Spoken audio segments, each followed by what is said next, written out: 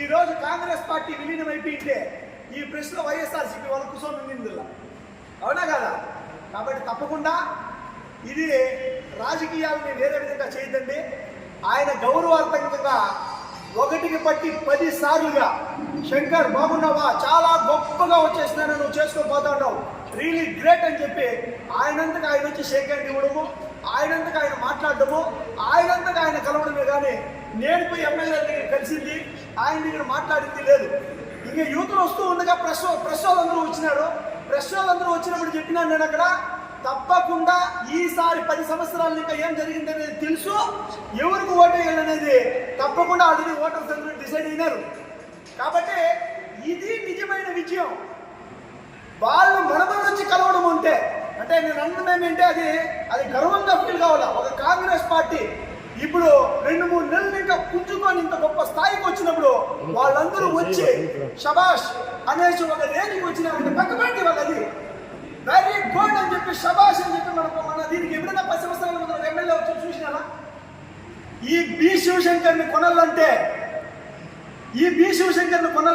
ఈ నల్లగొండపల్లి శివశంకర్ కొనాలంటే, ఈ రైతు బిడ్డను కొనాలంటే ఇంతవరకు ఈ ప్రపంచంలో ఎవరు పుట్టినలేదు. నీతిగా న్యాయంగా కష్టపడి ఈ స్థాయికి పార్టీని కష్టపడి నెంబర్ 1గా తీసుకొని వచ్చినాం. ఇది దుష్ట రాజకీయాలు, దరిద్ర రాజకీయాలు చేయాలనుకునే వాళ్ళు కానీ అంటే గౌడన్నా గౌరవార్థకంగా కలిసినాడు. ఆయన గౌరవార్థకంగా కలిసినాడు. గౌరవార్థకంగా మనం షేక్ హ్యాండ్ ఇచ్చినాం. ఒక మనిషి వచ్చి షేక్ హ్యాండ్ ఇస్తే తప్పకుండా షేక్ హ్యాండ్ ఇవ్వాలి. ఒక మనిషి నమస్కారం చేస్తే తప్పకుండా నమస్కారం చేయాలి. నమస్కారానికి ప్రతి నమస్కారం ఉంటుంది.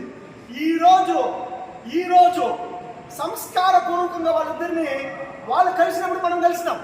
మనం పోయి కలవలేదే, వాళ్ళు కలిసినప్పుడు మనం కలిసినాం. వాళ్ళు నమస్కారం పెడితే మనం నమస్కారం పెట్టినాం. అమరన్న కూడా నమస్తే అన్నాడు, మనం నమస్తే చెప్పినాం. వీళ్ళు వచ్చి ఒకసారి పెట్టి 4 గీతాలుగా అన్న వచ్చి కలిసి అప్రిషియేట్ చేసినాడు. I'm really happy. ఒక వైఎస్ఆర్సీపీ ఎమ్మెల్యే అండి ఆయన. అట్లాంటి మహానుభావుడు వచ్చి వీఆర్ గ్రేట్ అప్రిషియేట్ చేసి సూపర్ అబ్బా చాలా బాగా చేస్తున్నావు అంటే థ్యాంక్ యూ అన్న అని చెప్పిన. చేయాలి కదన్నా తప్పనిసరి. యుద్ధంలో దిగిన తర్వాత వెన్ను చూపకుండా ముందుకు దూసుకొని పోవాలన్నా అని చెప్పిన. ఇంకేముంది నా చేతుల్లో చేయడం, యుద్ధం చేయడం అంతే. కాబట్టి తప్పకుండా ఈరోజు దీన్ని ఆరోగ్యకరమైన వాతావరణము, ఇది కాంగ్రెస్ విజయం. ఇది విజయం, కాంగ్రెస్ విజయం. 10 సంవత్సరాల నుండి మీరు చూడొచ్చు, కారు దాకా వచ్చి వాళ్ళు నన్ను పంపించి వెళ్తే రియల్గానే చాలా హ్యాపీ అనిపించింది నాకు. ప్రజెంట్ ఎమ్మెల్యేగా పనిచేసిన వ్యక్తి ఈరోజు కాంగ్రెస్ గురించి ప్రౌడ్గా ఫీల్ అయ్యి వెరీ గుడ్ అనడం, ఇది అంత ఆశామాషీల విజయం కాదు. ఈరోజు కాంగ్రెస్ పార్టీ గొప్పగా అధికారంలోకి వస్తూ ఉంది. ఇదే దానికి సాక్షి.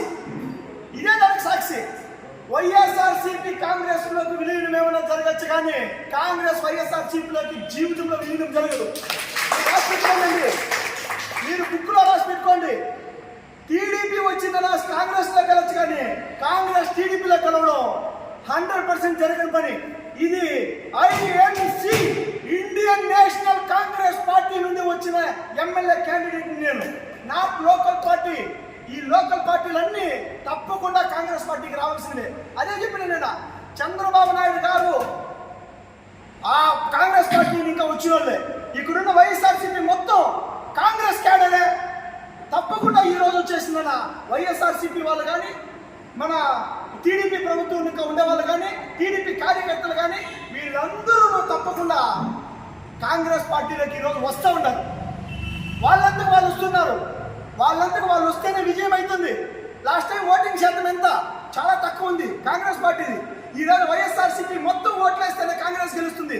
టీడీపీ మొత్తం ఓట్లేస్తేనే కాంగ్రెస్ గెలుస్తుంది. ఈరోజు టీడీపీలో ఉండే మైనారిటీ మొత్తం లీడర్లతో సహా లోపల బ్యాలెట్ బాక్స్ పోయినప్పుడు చేయి గుర్తుకు ఓటేయరా?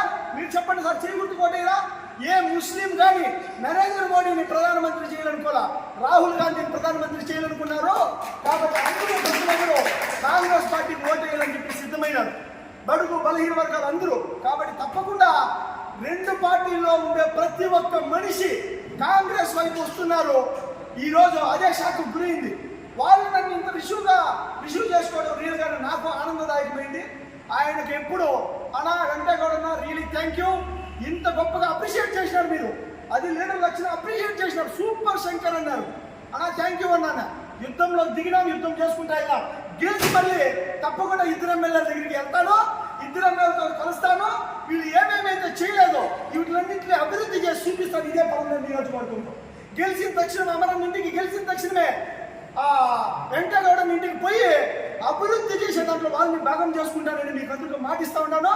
ఈసారి కాంగ్రెస్ పక్షం చేసి చూపిస్తుంది, తప్పకుండా అభివృద్ధి చేస్తుంది.